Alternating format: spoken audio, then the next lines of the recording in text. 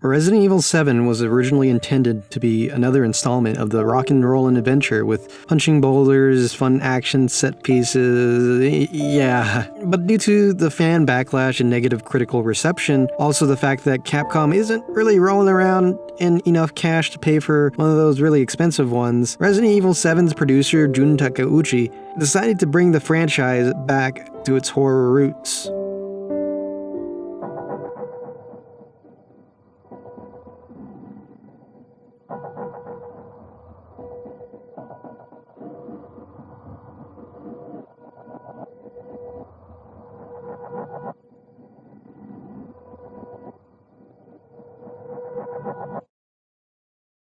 Resident Evil.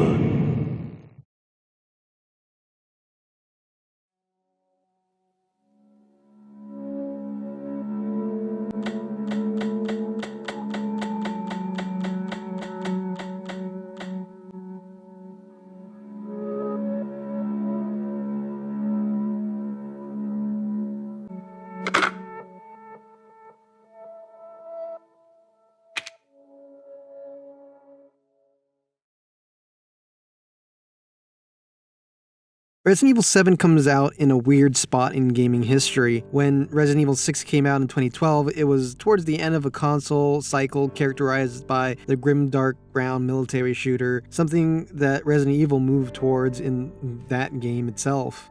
It was also a common belief by many game publishers that to justify a big budget, one has to appeal to a wider market, and thus make a game more focused on action. But then two things happened around the same time. Horror started to hit a new stride coming off the heels of Amnesia: The Dark Descent. It wasn't the first horror game to have a de-emphasis of combat. Silent Hill Shattered Memories did that before, and Penumbra before that, and the Clock Tower games even before that. Okay, you get the point. But Amnesia seemed to be the turning point as this new cottage industry of young 20-something-year-old people with funny accents or deep voices started to scream into a microphone about how scary said game was. Many games popped in to feed this trend. And this series of first-person jump-scare YouTuber bait that only felt really fresh for about a year, Shinji Mikami came out with a new game set to recapture that magic that he did with Resident Evil 4. And, oh man, yeah. Guillermo del Toro was supposed to make a horror series, and oh, this is gonna be so cool.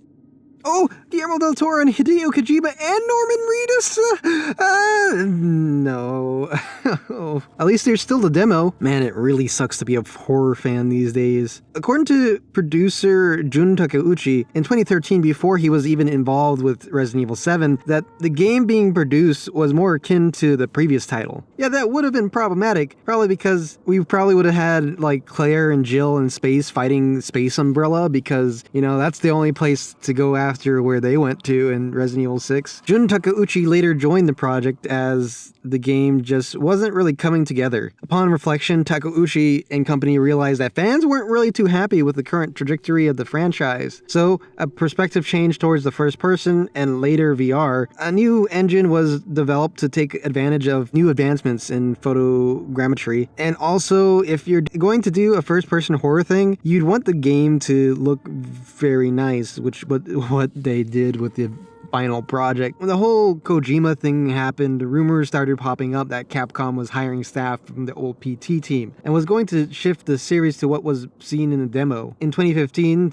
they started to show off something that was called Kitchen, but didn't really let people know what it was. It was a PSVR experience that you could try out now if you had a PSVR accessory doodad. And at E3 2016, the game was officially announced after much speculation. That it really wasn't a surprise to me, at least. The whole rest of the internet seemed to be shocked, but anyways, a demo came out that was akin to that oh-so-famous PT demo, which really brought some fair comparisons to Konami's demo. I already covered the first version of Resident Evil's demo in this video, so I'd go over there if you want to. If you care. I've been told it's a good one, but throughout the rest of 2016, the demo got updates, unlike PT, which got a down date. The demo itself was really kind of dull in retrospect, having a lot of these shaky doors and atmosphere of your usual first-person horror game. But with the final update, they do capitalize a bit on that atmosphere by having a monster show up in the basement and you getting locked in there. That's just so scary because it was just so good. Because all you want to do is try to get out of the room and there's a monster just creeping up behind you and you're just knocking down on this. Just such a great scenario. The thing is that this update also adds 2 new endings to the demo. One where you get infected and fail to leave, and another where you actually do leave, but the cops don't really believe you. And one is referred to as the true ending, but in the game it's shown that Clancy, the character that you were playing as, never really gets away, and and of course you've got some kind of mystery element, just like there was with PT. And this one had a really superficially stupid one. When the demo first launched, there was this dummy finger, but people couldn't really figure out what it could do. But you could not do anything at the time because, well, you had to wait for an update, which turned the demo into the final version. Whereupon doing a whole bunch of arbitrary things so that these bloody handprints show up on this door. And if you're playing on PC, make sure not to pick up any of the bullets or the really arbitrary things that you do, and because if you do those things, the girl won't laugh, and no, what? I mean, this is kind of the most obvious ripping off of PT. I mean, might as well have been a Control F replace job with the baby cries in the PT demo with girl laughs. The thing is that with PT, somehow the solution to the puzzles actually really makes sense in some kind of really weird way. Resident Evil 7 tries to tell you what to do through these riddles, but then some of them don't really make sense. Then on top of that, you have to understand that you have to point the finger at these places where people died, which, I don't know. It's all just all over, and I was literally following the official guide that they put out, and I still wasn't really able to easily do it. Because, I don't know, I wasn't able to get this laugh to trigger because I picked up these bullets over here and... Okay, restart. Okay. Why did I try to do this? All behind this bloody door, literally bloody, to pick up this stupid coin. A coin! Ugh.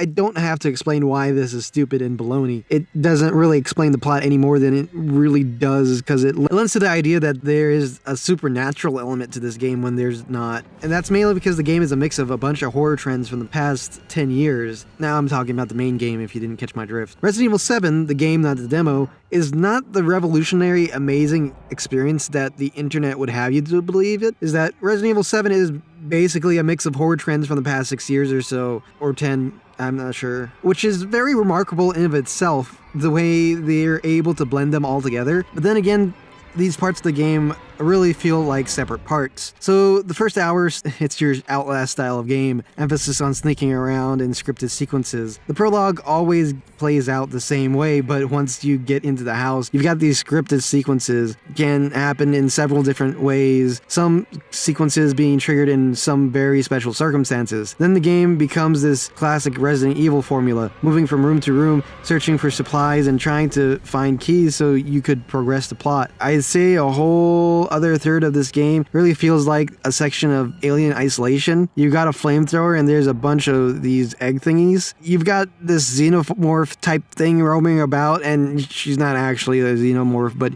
she finds you and you can shoot your flamethrower at her, and isn't that close enough? I don't know, I haven't really heard this comparison before, but I thought of it. That's what I was thinking about when I was playing this part. So yeah, and each of these parts are good by themselves, but together they surprisingly hold up. The thing is that this game doesn't really fix any of the problems that I have with those games. Most importantly, that Outlast style version of this game I find really lacking, because 1, your speed, and 2, the lack of a lean function, and 3, the AI. The first 2 could be attributed to the fact that this game could be played fully in VR, so movement and speed was slow to keep people from barfing.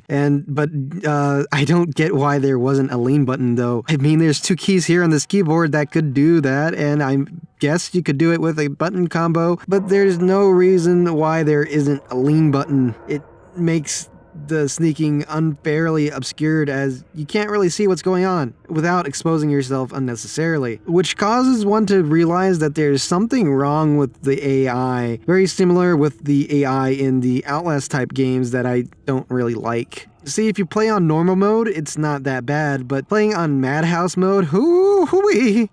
Jack, for example, is way more aggressive, shows up more frequently, and hits harder. So this makes you want to try to break the AI, and oh boy, does it really mess up. The problem here, right here, the fact is that you could stare at Jack right in the eyes, and he sees you as well, and he does nothing.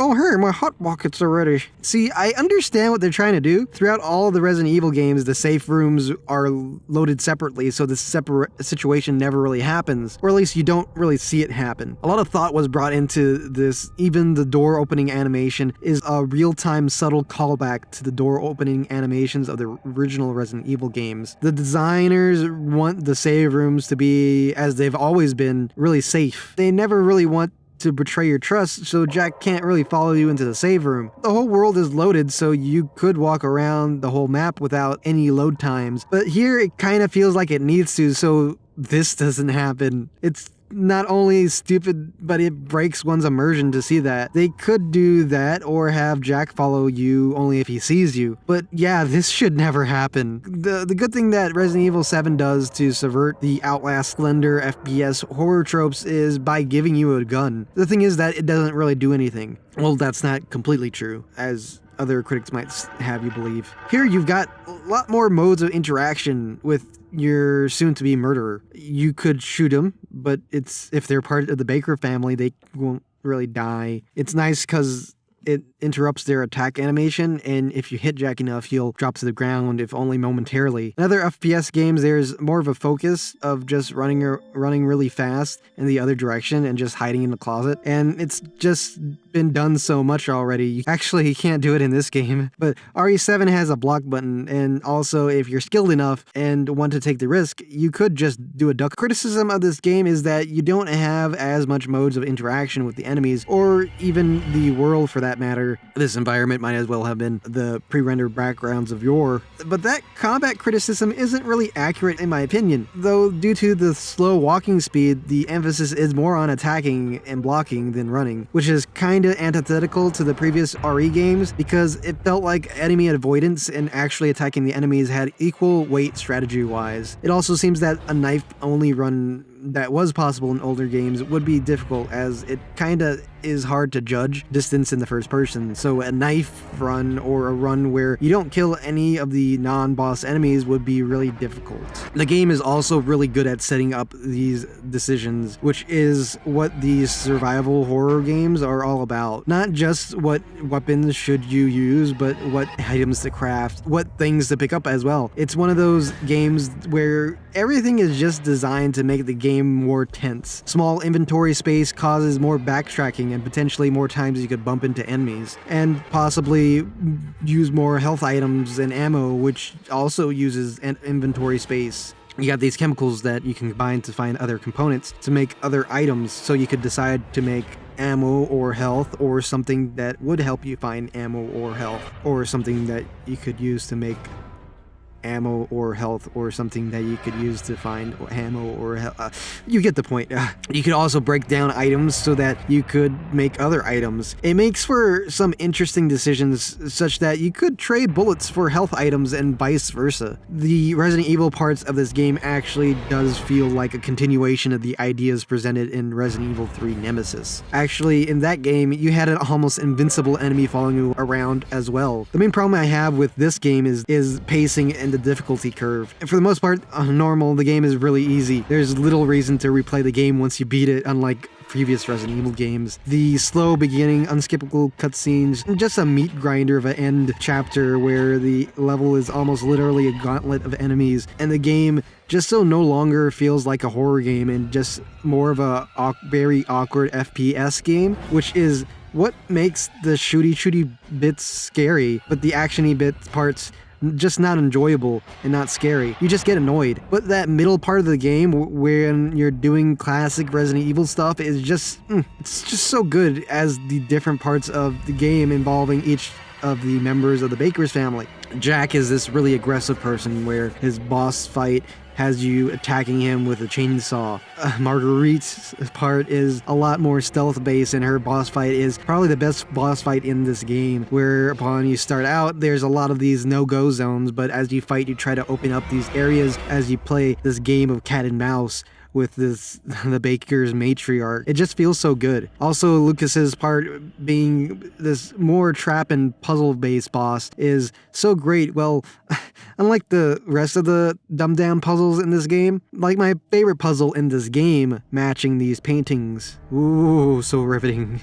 That was so hard. And the plot of this game is well written, very well, and it's intriguing, though it saves 90% of its resolution in the last hour or so of the game, and it really makes it feel really unsatisfying because throughout the whole game you think to yourself, well, this won't become Resident Evil stupid, but it kinda does. Playing throughout this game, what you thought was a supernatural force playing out, though there are some subtle hints throughout pointing to the otherwise, but the whole thing just turns out, it has to do with shady pharmaceutical companies, and okay. But you might think, but Sponge, this is great because it's the subversion of what you actually thought, and, well, it tricked you, haha. Well, one, no, not really, because I thought in the back of my mind that the whole thing was gonna tie back into Umbrella. It doesn't mean I should like it. And two, it's not really a subversion of a trope if you really made people think that there was a supernatural phenomena was going on, but then revealed that a pharmaceutical company was involved in the franchise, where the big reveal was that a pharmaceutical company was involved. It's just a trope that the whole franchise has. So that last part really made me roll my eyes so hard that they kind of almost fell out. And it's kind of a problem with this game. The plot is this one was the first RE game to be written by a Westerner, one of the guys who worked on Spec Ops: The Line and Fear. Hey, wait a second. Did he just copy and paste the plot? The thing is that this game has more stuff to say about family, albeit very awkwardly. Of course, the whole marketing and everything centers around the catchphrase that Jack has, "Hey, welcome to the family, son." But everything kind of really centers around family. You're there to pick up your wife, and then it turns out it's a rescue mission from these southern stars and bars loving family. It's assumedly old and very traditional family. The main enemies in this game are the matriarch and patriarch of the family. Lucas, you learn, isn't really being mind controlled, and neither is Zoe, the two youngest people in this family. This sets up the main question of the game. Would you rather throw away your relationship with your wife, this girl you just met, or would you stay with your wife despite all the problems that you've had? In the game, you destroy those traditional family bonds, but in this choice, you have the choice to forego them even further and neglect your duty till death to do we part, and neglect your duty, or you could run and get away with your wife, you with your family, and Zoe with hers. One ends in a way that you didn't really necessarily expect or even wanted. The other basically, all hunky-dory, let's roll off into the sunset. One is considered to be the bad ending, the other to be good, or at least by much of the community. But surely which Ethan is going to be alright? Which one is going to be alright in the end? One Ethan gets to go back home with his wife that lied to him, and other Ethan has a fresh start, throwing away his personal belongings to his now deceased wife and starting on a new beginning, one without a family. That ending does take into mind the one throwaway line that the whole family obsession, that obsession over keeping a family, is an unnatural thing. It's kind of some kind of unintended consequence, according to this scientific letter. Maybe the Ethan from the bad ending is truly the better Ethan able to walk away and start anew. I do think this interpretation janky and very pretentious. Maybe the themes of the game could be more well thought out, as it seems that as though the developers just really wanted to make something cool and an entertaining experience with allusions to other famous horror media. And it's all fine and dandy, but what if it was a smartly written game and also fun? This game has some smart writing, and it seems to be the next big thing that the internet has been making theories over, analyzing with hour-long explanations that in that hour don't really talk about the themes but just reiterate the story. Yeah, I have a beef for what counts as analysis these days, but that's a topic for a different day. So in conclusion, Resident Evil 7 is a Resident Evil game that I'd recommend, but just barely. It holds up to that recommendation because I think that they've done a lot by modernizing Resident Evil by both keeping a lot of the same formula, but also incorporating newer horror conventions. Some of the parts of this game is Resident Evil at its best. I like the framing devices of the VHS players, which would be nostalgic to people who were around when the original Resident Evil came out, but they also give hints about what to do next. The way it pays homages to the different horror tropes of Splatterhouse, found footage, and the Ghost House, Saw-esque torture porn. A lot of it's here. The game doesn't really rest on its laurels and rely on Resident Evil iconography to make fans happy. It brings its own VHS tapes, cassette players, and the telephone, and it has some of the best save room music in the whole series because it fits the setting so well. It has the best voice acting and maybe even the best script, but it is only interesting the first time through, where the mystery is at its highest, and even the difficulty provided by the Madhouse mode can't really carry one through the really boring first part for second-time players, at least. It was entertaining the first time I played it. And also the not very fun last part was not very fun at all. It's just that when you focus on spectacle and not a skill check, it can be really dull on a second playthrough where they are expecting all the twists. And for Resident Evil games, replay is the most important, and this game is the most anemic of them all. This really makes me point to the DLC that was released not too long after the game came out, and didn't really add much to the main experience. Very much what other game modes in other Resident Evil games did, but it actually launched with the game itself, if that made sense. I don't know. This game isn't as revolutionary and isn't really worth making yourself look silly by defending this game very heavily. If I was to rank where this game falls into the rest of the Resident Evil games, I'd put it before Resident Evil Code Veronica X in ranking of the Resident Evil games. If we were making comparisons, if this game, the Resident Evil 1 of the new Resident Evil games, then, well, RE8 will be RE2, and basically, RE8 would expand and smooth out the gameplay of RE7 like RE2 did, and, I'm just saying a bunch of words, but basically, it would be a lot better. I'm saying I'm really looking forward to the future. Capcom hedged a lot of their bets on RE7 being successful, and it seems to be doing well for them, because before, I'd say I'd be worried about the direction of the franchise, something I can't really say that so much about the two other series that I covered so far, and Capcom should come out of this strong and more confident. RE7 producer Jun Takeuchi has stated that plans for a sequel is already underway. The question is what other companies will do. Horror was dominated by little indie studios for the past couple of years. Will they keep trying to do what they've been doing, or will they try to replicate RE7's success? And also, what will other AAA developers do? Rumors are at the time of writing the script that The Evil Within 2 is in the works, a sequel to Mikami's meh attempt to try to recapture the magic of Resident Evil 4. Konami's Silent Hill is still really silent. Talks of bringing back Capcom's Dino Crisis is gaining steam. And hey, here's hoping that the RE2 remake would please those people who got really pissed off with the first-person perspective in RE7. Capcom seems to be genuinely sorry about RE6, and the producer pretty much got demoted working on the HD re-releases of RE Remake and RE0. So maybe it'll be good and come out in between now and RE8. But for me, if the horror genre just kept on its course of buffing out their games with each release, well, I wouldn't really be too worried.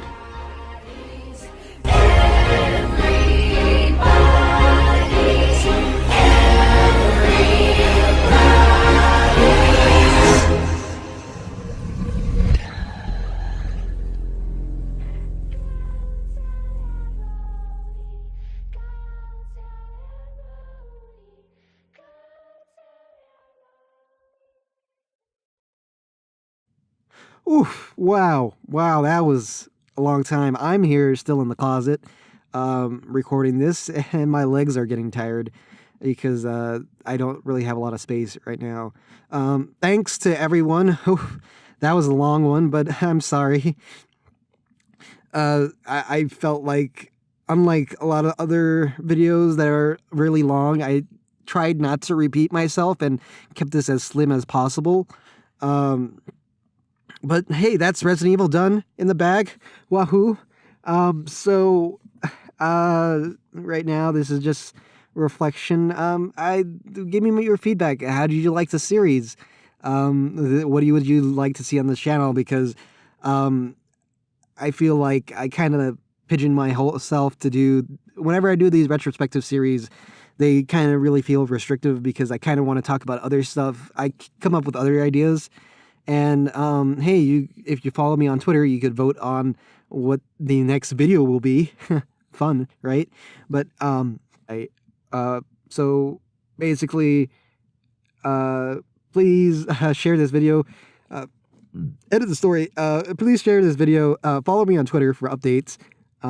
If you want to vote on the next video, here are the topics. You could put it in the comments as well, but what's going to be rated is the Twitter poll. So do vote on that, and I hope that you're having a great day. Goodbye.